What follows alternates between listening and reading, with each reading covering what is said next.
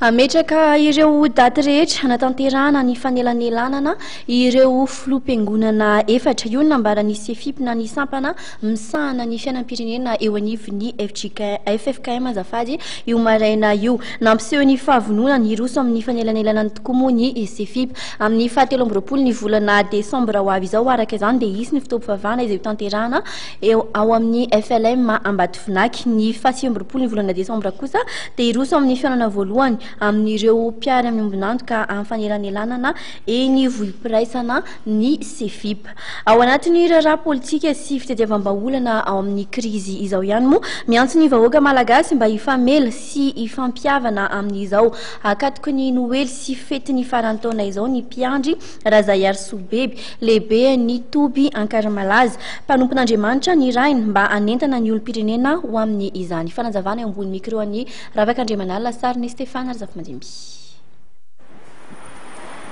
Mbola tiana pitaina amintsika vahoaka malagasy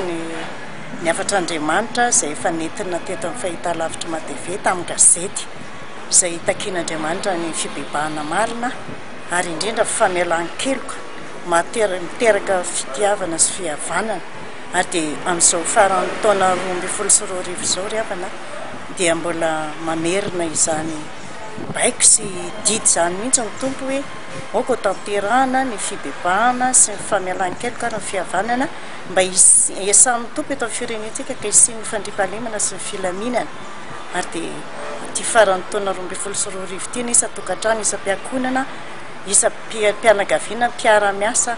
mpiara-mianatra mpiray fiangonana mpiray firenena indrindra amin'ny sehatry ny politika dia oka mbo tanterahantsika izany baiko ny tompo izany mba tsy hisy ny lozanjony firenena dia matoky izany ny mpanompo izay indrahana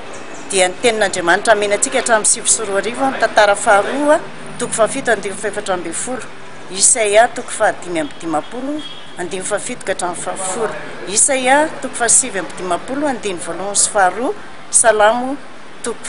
Salamo 7:30 ny andiny fafito ireo izany teny fampieritreretana men'ny tompo antsika koa ka samy andiny tena ry havana dia ho an'Andriamanitra irery ny voninahitra.